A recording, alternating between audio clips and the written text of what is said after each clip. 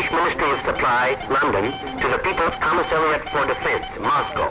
Convoy proceeding from British and North American ports to Russian destination with cargo of 2,000 trucks, 300... The Murmansk route, today the principal Allied supply line to Russia's fighting fronts, is perhaps the most hazardous on all the 7 seas. Intelligence Moscow, Military Intelligence Moscow to QXR London, to QXR London. Ottawa reports that $2 million has been contributed to Russian war relief by the people of Canada. Senator Biasma Salient reports that new deliveries of Canadian and U.S. tanks and pursuit planes went into action. To cut off these vital reinforcements, no part of Nazi Europe's embattled coastline is more powerfully manned than that of Norway.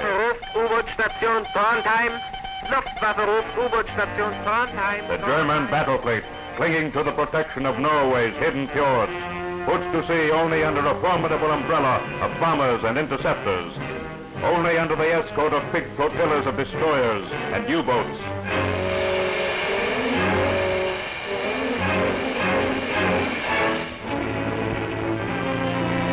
The Allied convoys, thus constantly menaced by enemy attack, are exposed in winter to the dangers of polar drift ice, in summer to discovery from the air throughout the 24 hours of the Arctic day.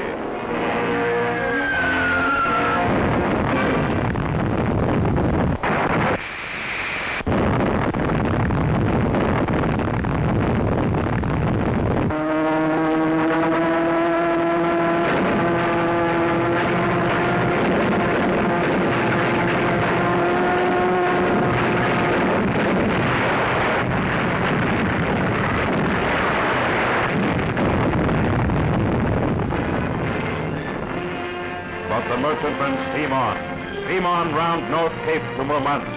Aboard them are many seamen who look to the day when the flags now flying from their mastheads will float again over a free Norway.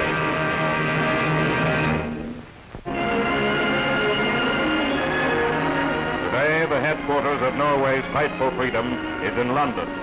There, her armed forces keep alive the traditions of their homeland. Her children learn the customs which the Nazis have tried to stamp out. Her Navy and merchant marine, strengthened daily by the flow of new recruits escaping from Norway, holds its rank in the forefront of the United Nations.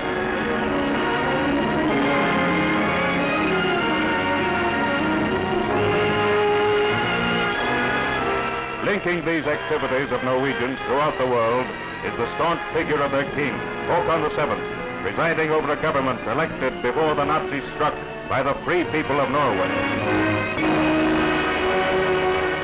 35 years ago, King Håkon came to rule over a Norway once more independent after long union with Sweden.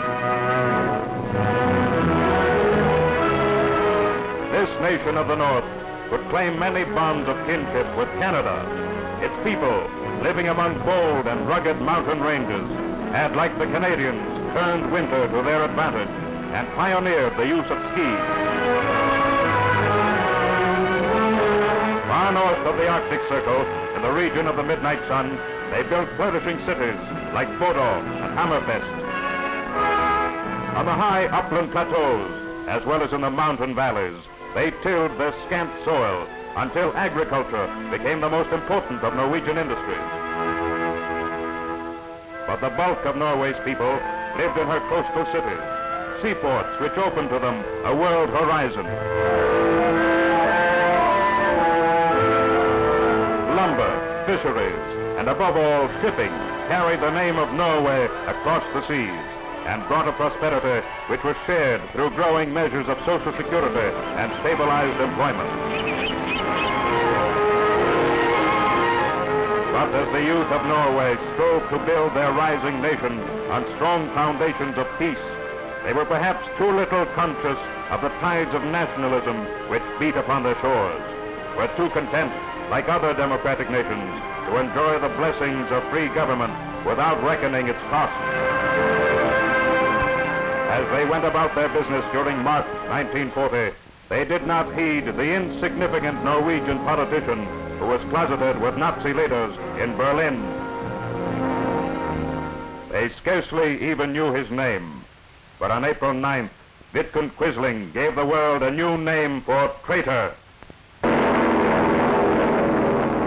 that fateful morning, a single German plane roared northward towards Oslo, forerunner of squadrons of troop transports, whose plan was to paralyze the capital city and demand a halt to all Norwegian resistance.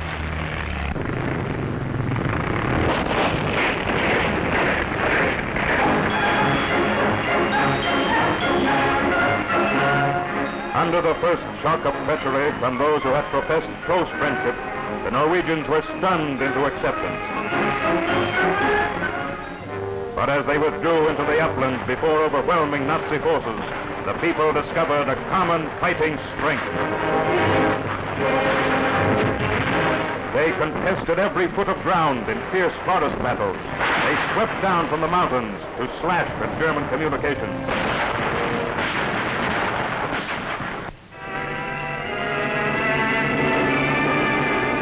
Today, after 3 years of occupation, Norway still speaks with a free voice.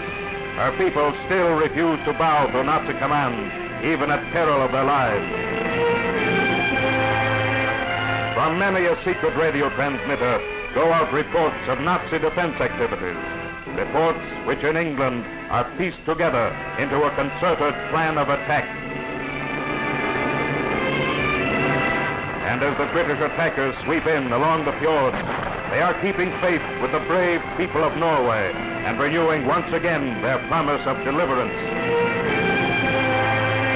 And the Norwegians reply, willingly we will undergo any hardships brought to us by Allied invasion of our country. Throughout the length of Norway, every strategic bridge and power line is marked by the Norwegians for destruction, and every German on sentry duty goes in fear of his life.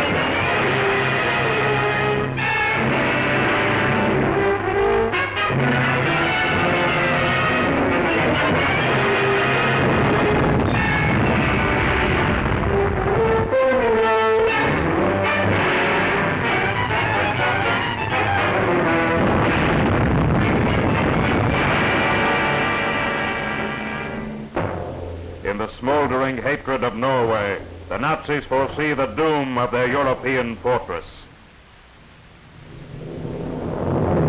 To training stations set in the broad Canadian landscape, there come in the comradeship of arms the soldiers and the airmen of a free Norway.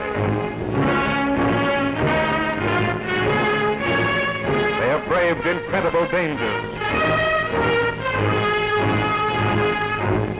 They have crossed the rough North Sea in fragile fishing smacks. They have journeyed to Canada, to Russia, and around the world. And Canadians paying tribute to these tall, blond men of Norway, now training in their midst, find expression of their faith in the words of President Roosevelt. If there is anyone who still wonders why this war is being fought, let him look to Norway. And if there is anyone who doubts the democratic will to win, again I say, let him look to Norway. He will find in fighting Norway, at once conquered and unconquerable, an answer to his questioning. So these two rising nations of the North, young in sovereignty, young in spirit, find in their common purpose of today the pledge of lasting friendship for tomorrow and for all time.